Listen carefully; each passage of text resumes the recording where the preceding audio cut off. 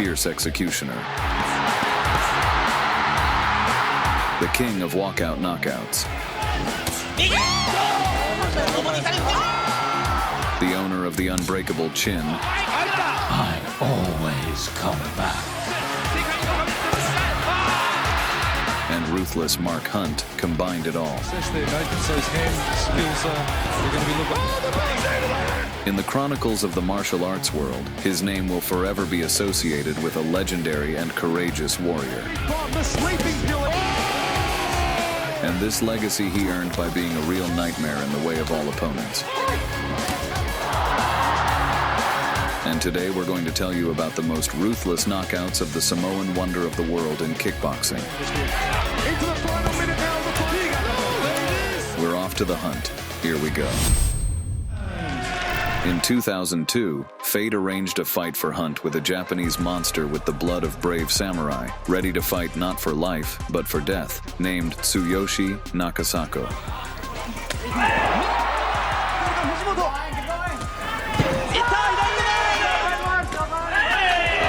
This fight was to determine the best K1 blonde, so the audience was waiting for the start of the fight more than the release of the new part of Grand Theft Auto. Total support from every corner of Nakasako's homeland inspired him to a reckless start. And the Japanese dominated throughout the first round, and in the second round he gave Hunt a taste of canvas.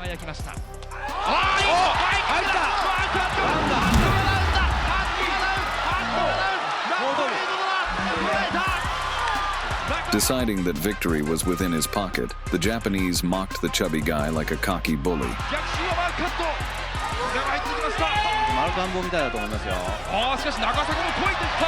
Hunt didn't tolerate Nakasako's insolent antics, and rising from the dead, he began to beat the Japanese's head in with his fists and began to enforce the norms of respect.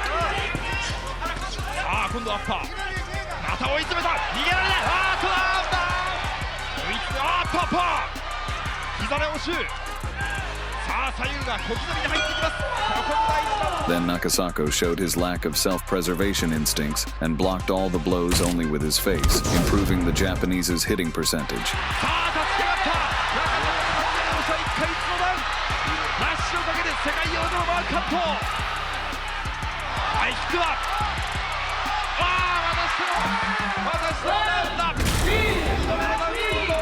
And in the end, Hunt severely punished Nakasako for his self-confidence by literally making tempura rolls out of him.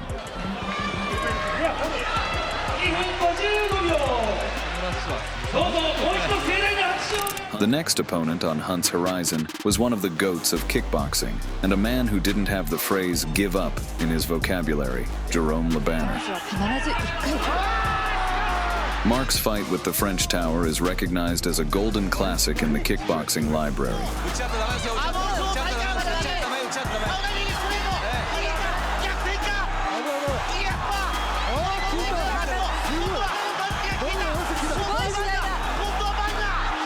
In the prologue of this blockbuster, in a fierce fight, more mature Le Banner won by the judges' preferences.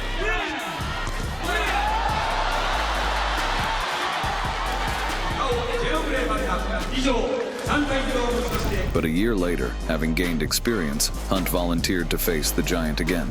The spectators arrived at the famous Tokyo Dome Stadium, expecting a funeral for the Samoan.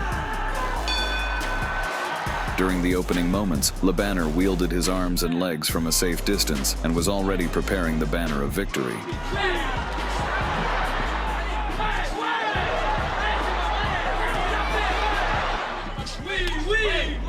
But Super Samoan's gladiatorial spirit couldn't let him fiasco for the second time, and Hunt began a deadly attack on the Titan.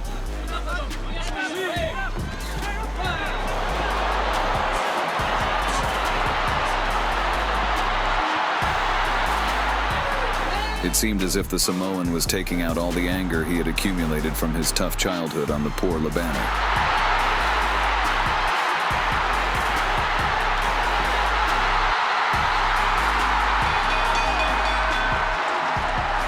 In the end, Hunt mercilessly demolished the top floor of the French skyscraper, publicly executing the giant. The next page in Hunt's book was a fight against the Australian, Nathan Briggs. Briggs is a dark horse who shared the ring with countless living K1 legends. Crazy John's discount mobile phones.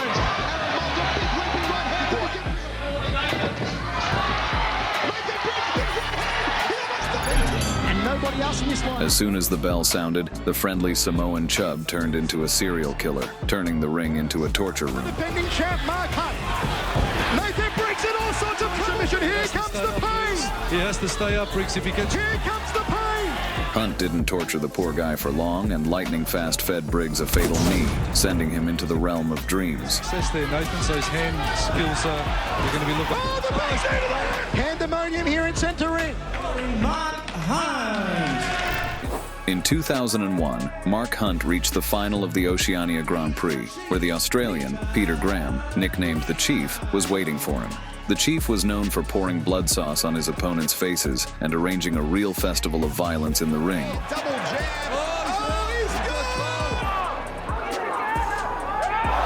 Double jab. Graham had never been knocked down before, so he perceived his opponent as a mediocre chubby, celebrating his victory already during the walkout. Well, Michael. After the bell, the Chief made a chop out of his opponent's legs with his low kicks, and even managed to test the strength of the Super Samoan's balls. They're flat-footed. It's a danger uppercut, that one that Mark Hunt possesses. The defending K1 Oceania champion. Shown on Saturday night in Melbourne, and it's going out to be great points up. So, you know, if it goes... But Hunt's intense pressure didn't make him wait long for the result, and having shocked everyone, the Samoan introduced Graham's ass to the floor. Yes, and I think Peter just got two good face kicks into Mark. Melbourne Grand Prix to be held at the Vodafone Arena on June 16th. Will it be Mark Hunt? A lot of experience from that Japan fight, and he saw how serious these fights are in Japan. Will we put Peter Grant to sleep as he did Nathan? Look at Mark Hunt bringing home the bacon now. Oh, that's what we spoke of earlier. Peter Grant with a draw there from Mark Hunt. Hunt just dodges out of the way of the left hand and comes through the right hand of his own. Hunt then gave the audience a visual demonstration of what a body looks like when the soul leaves it. Into the final minute now of the fight. There it is! And Peter Graham's taking a trip down to that blue canvas. Mark Castanini, Mark Hunt. The Samoan became the best fighter in Oceania and entered the elite list of the most dangerous people in the world. Hunt continued his march for the heads of fighters from the land of the rising sun. But once a truly tough opponent stood in his way, Hiromi Amada.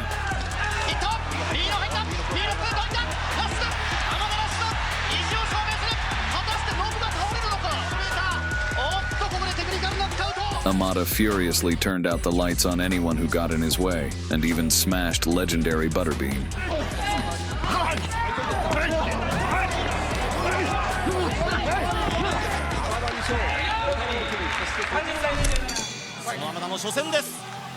The bell sounded, and right from the start, our hero established the hierarchy in the ring.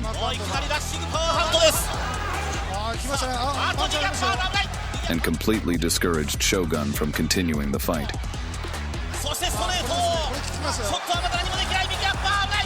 Then Hunt, like a hunter, ruthlessly chased his prey.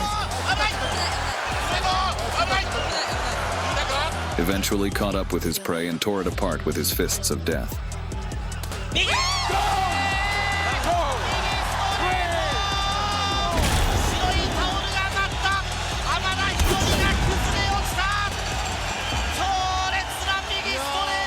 As the years passed, Mark was successfully adding colorful victories to his record. And in search of a worthy opponent for the Super Samoan, the organizers turned their attention towards the two-time K1 Grand Prix champion, the fierce German knockout artist, Stefan Leko. The fighters faced in December 2001. From the very beginning, the New Zealander showed who was the real lord of the ring.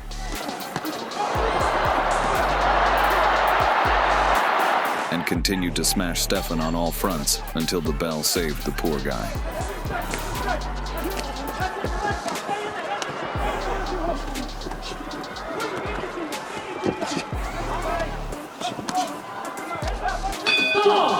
But in the second half of the fight, Stefan activated the power of the German Panther and seized the initiative back. But this only enraged Mark, and in the next few moments, Hunt delivered the German the kiss of death.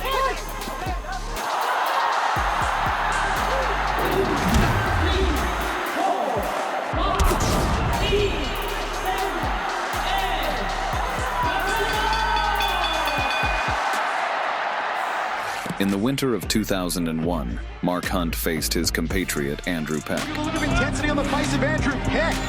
From the start of the bout, Chef Andrew decided to feed Hunt with his kicks. But Hunt, like a punisher of fate, drove Andrew into darkness, removing the light from his eyes. Oh! There it is! The big bomb, the sleeping pill. Oh! There it is! He's up! He's up! Well, he wasn't happy with me at all, really. Hunt. And he's complimenting Here he goes! Here he goes!